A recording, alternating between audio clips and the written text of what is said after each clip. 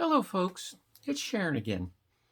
Today might seem a little disjointed, but if you bear with me, it's going to make sense.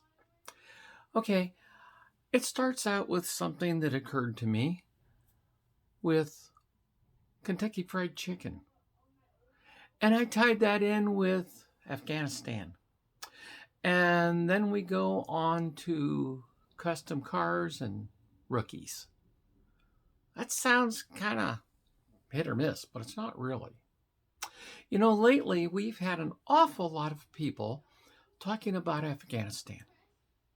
If you remember, one of the things I said was I'm going to talk politics without getting terribly political. And we're going to start that out right now. And actually, that's how we're going to finish. But when we get into it, did Biden do the right thing? Did he do the wrong thing? Now, all I know, a whole bunch of you were jumping up right off the bat and said, no, he was good. No, he was bad. It's the Democrats. It's the Republicans. That's not what this is about. Here's what it is about. All of you have your opinions, or most of you do, about how this should have been done and where it started and whose fault it is. Okay? Some will go all the way back to Bush and say he set this thing up and he got it in motion and they should have withdrawn all that time ago. We're 15 years late. Well, if you look at some things, that's true. But then you look at other circumstances and maybe it's not. So then we go on up and get to Obama. And he had to follow through, or he had to maintain it, or he had to change it. He did what he felt he had to do, as did Bush for whatever reason. Some of those reasons might be political. Some of those reasons, according to some folks, are for self-gain. I would hope that's true of no one in our political offices, but we both know that oftentimes it is. Whatever their motivation may be, whatever their reasonings may be. So then we got to Trump. And he put a lot of things in motion that actually, maybe he didn't. They were already in motion. And he was the president, and he had to follow up and act on it. So he did. Now, whether it was enough, whether it wasn't enough, whether it was misplaced, whether it was right on target, it then fell into Joe Biden's lap. Now, some will tell you he had no choice in this. He had to follow through with what was already in motion and already in place. Well, yeah, he was the president. It comes down to him. It really does. And others will say, yeah, well, he did it, but he could have done it differently. And perhaps that's true too. Perhaps not. No matter how you look at it, it could be done differently. But you got to have the background to do it. You got to have a plan. You have to know what can work and what not and come up with solutions. So that takes us up to KFC, Kentucky Fried Chicken. Harlan Sanders. A lot of people don't know it, but he didn't make his first batch of Kentucky Fried Chicken and pressure cook it and all until he was 65 years old. He had a lot of time in. Let me grab my list right here. He was, you ready? He was a locomotive fireman. He was a farmhand. He was a tire salesman. He was a railroad worker. Gas station operator, which was the direct link going into the chicken, believe it or not. A political candidate. He sold insurance. He was an insurance salesman. He was a mule tender. He was an amateur obstetrician. What? Really? How do you get to be an amateur at that? Obstetrician. That one really puzzles me. I'm not sure exactly what that means in this lineup. He was an aspiring lawyer. Okay. He was a motel operator. Ran a motel. He was a ferry boat interpreter. He did all of those things. He did some of them out of necessity and some of them out of desire and whatever. When he was a gas station operator, there were a lot of people that came in and got something to eat. He was an early convenience mart, if you will, fairly early on. There weren't a lot of them yet. And he was trying different things, and there were others around him that were doing the same thing. And he felt he had to do something different. So he started serving chicken. And he come up with his own recipe he worked very hard at, and people loved it. And he couldn't keep up. He had more business coming into that station for his chicken than he could possibly do with. So he developed and come up with pressure frying, which now almost everybody does. It was much faster. He could produce a lot more chicken in a lot less time. And he had a tremendous amount of different background and ideas that went into that. Maybe his work on the railroad and feeding boilers on steam engines. I don't know. But a lot of different things come into that background.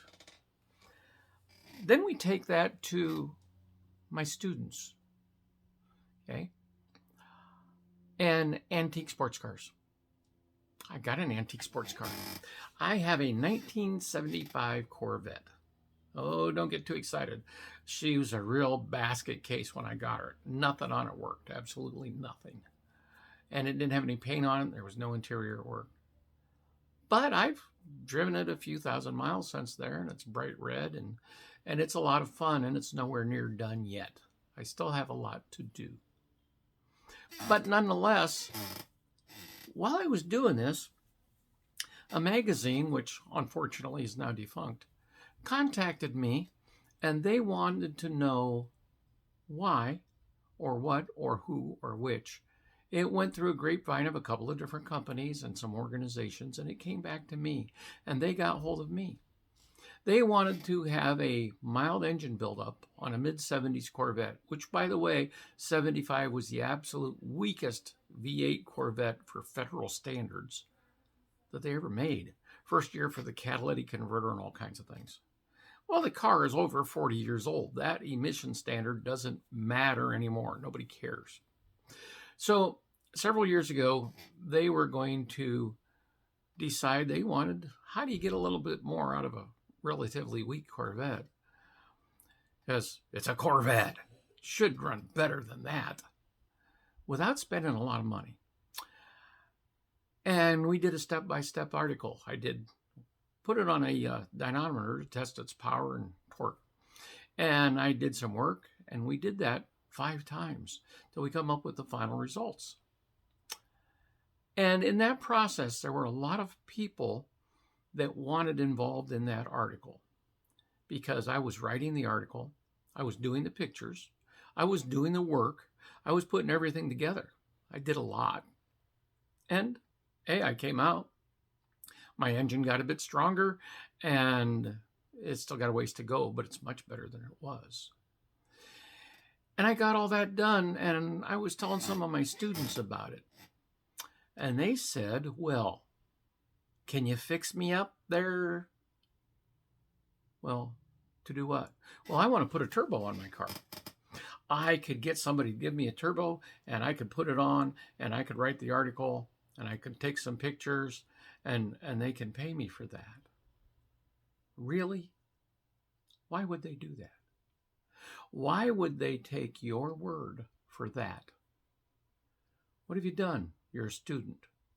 You've worked in a tire shop or doing oil changes. Maybe you know a little more than that. But when they come to me, they were looking at a master auto, master truck, master paint and body, alternate fuel, undercar, advanced performance, hybrid, and alternate fuel certified technician with, at that time, 40 years of experience. And we're going to take a brand new student and expect some company to put their faith and their trust and everything into it when they don't know anything. They even want me to give them directions on how to help put it on. And it wasn't just a turbo. There were other things they wanted to do and come out with it because they were pretty jealous of the fact that I got paid for this article and almost everything that went into the car was donated. And yet it cost me about $200 to build my engine up. Everything else was donated. And I made enough money off of it that I bought 4 tires, I did all the brakes, and I did the front suspension. They want to do that. Why? What's their background? What's their knowledge base? What's their experience? Have they ever done photography? Have they ever written articles? Do they have any credentials? No.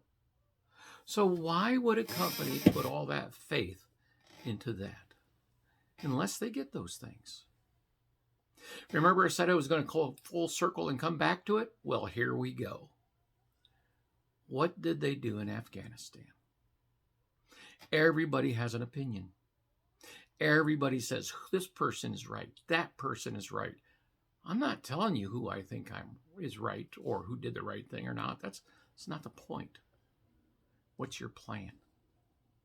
What do you really plan to do if you were Trump or if you were Biden and you had things laid out that you had to follow, but you could definitely change the way you did it? How would you do it? It's really easy to criticize somebody. They could tell me I was using the wrong camshaft. Really? What's your background?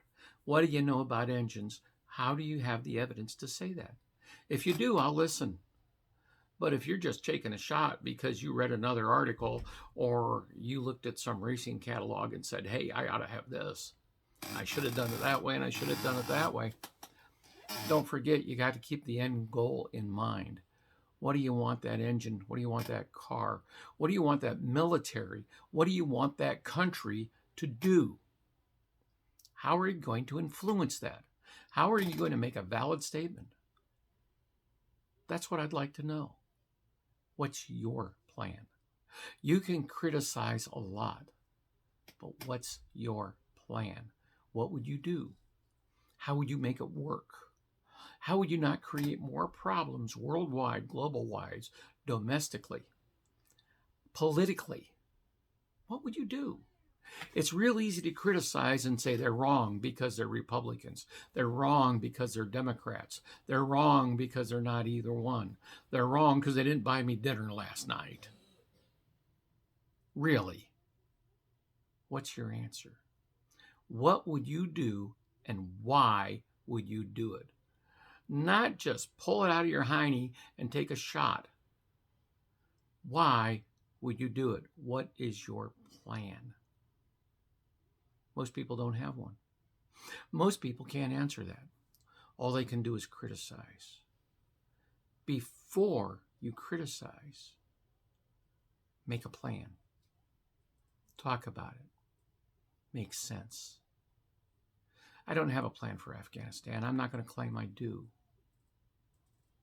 But that's why what I know about it makes sense. After all, I'm Sharon, and Sharon makes sense. Well, it's just my opinion. Figure out what you're going to do. Have a nice day.